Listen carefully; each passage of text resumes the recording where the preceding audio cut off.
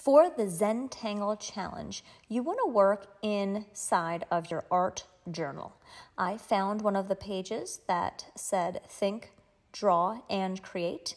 And what I'm doing on one of the blank pages is I'm creating different cubes, or squares actually, because these squares are 2D and not 3D. A square is a shape, and a cube is actually a form. So I am actually making squares. And I'm using my ruler to mark the sections. And even though it's a little bit at the end, that's okay. And then I use my ruler the opposite way, and I'm just tracing my ruler to give myself many different areas to work in. If you have a straight edge of some sort or a ruler that you can trace, you can do the same to yours. The idea is that you want to have as many squares as you can to practice the different designs.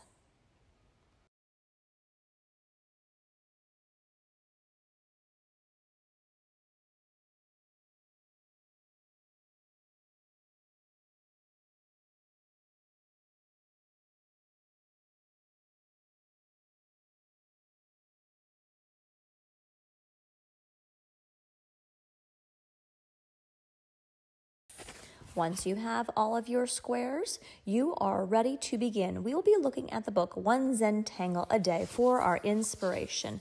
And the daily tangles we will be trying are static, tipple, and crescent moon.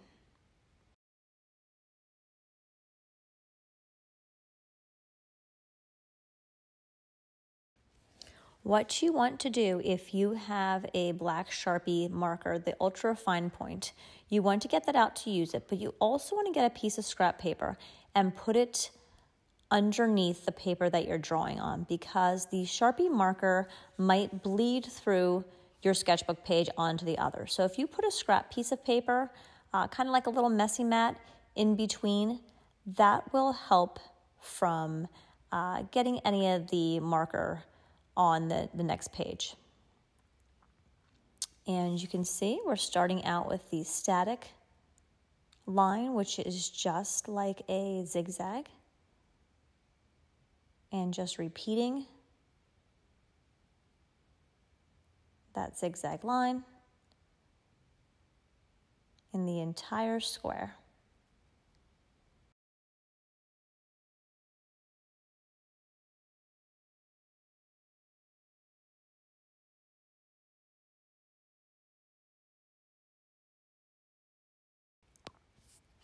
You want to try those static lines in 2 squares.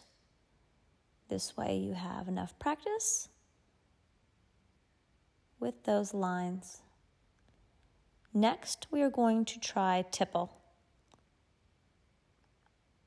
Tipple are these round orbs that you create. They do not need to be all of the same size.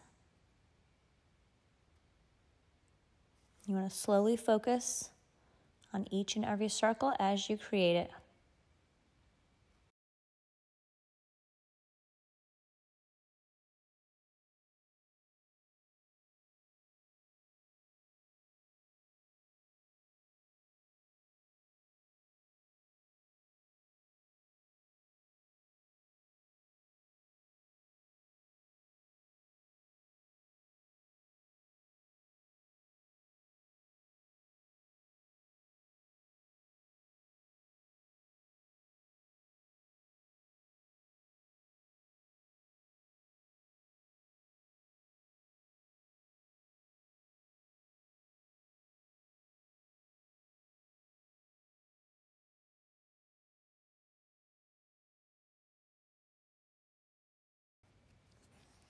And again, once you've done that in 1 square, you want to try to do it again in another square.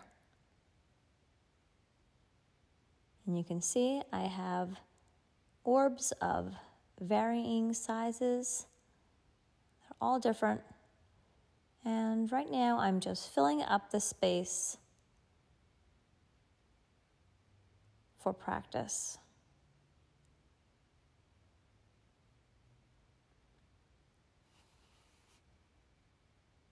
The next tangle I am going to try is the crescent moon.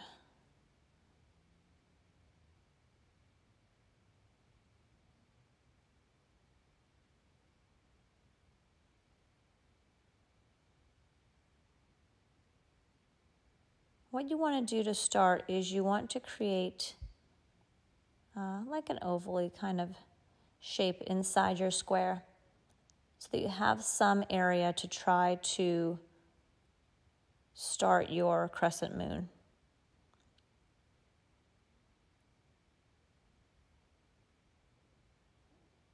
In order to create a sense of balance, you want to try your best to space each of the crescent moons out.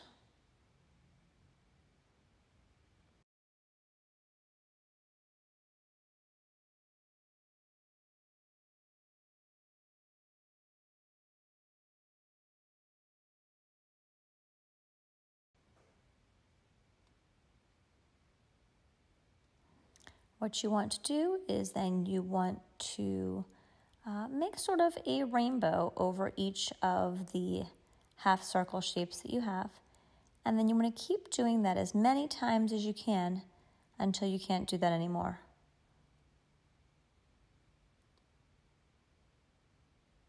And sometimes it can get tricky. And then you can also make a organic shape on the inside, following the edges of each of the half circles. Next, I'm going to try crescent moon again, but this time I am going to just use the square to create the design.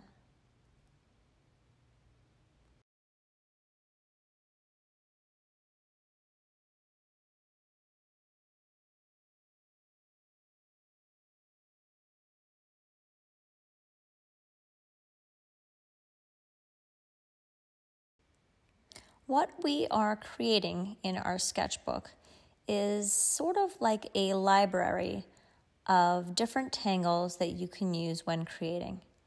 So for right now, we're just practicing these different designs, learning the names, and trying our best to work them out and practice them.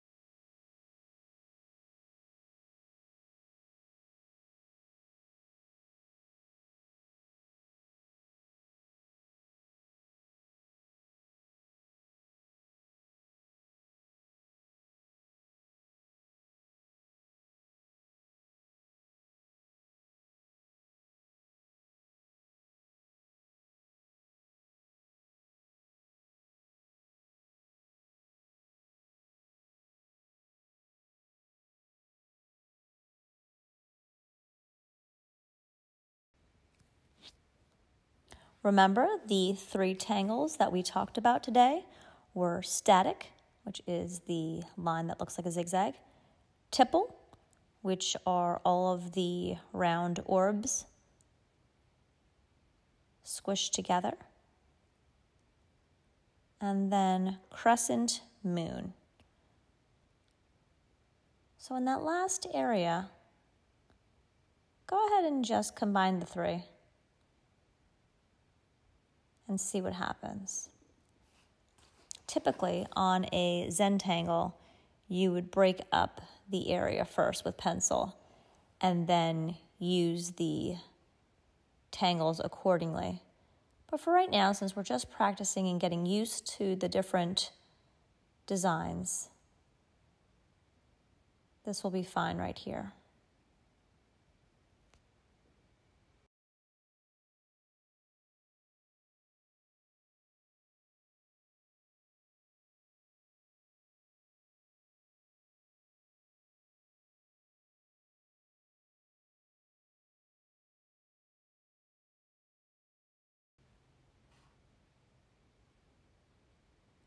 When you are done with your tangles, you want to go back and add some tone with your pencil and create some value.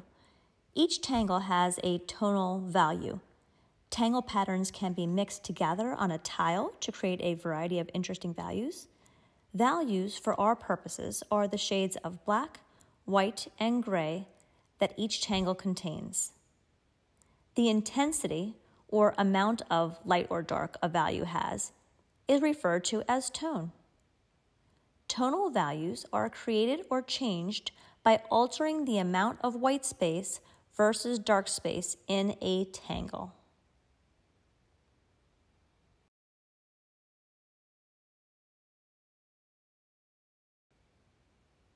You will notice I am adding different shades of value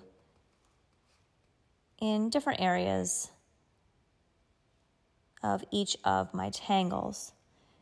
The altering of a tangle creates the illusion of different tones on a Zentangle tile. It creates form, shape, highlights, and/or shadows and interest, and it helps to move the eye through the piece. This is a great technique for adding form and creating shape.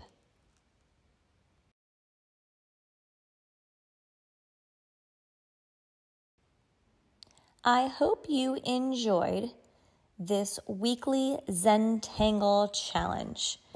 I find creating these patterns and designs super relaxing and so inspirational and absolutely so fun. And I hope you do too.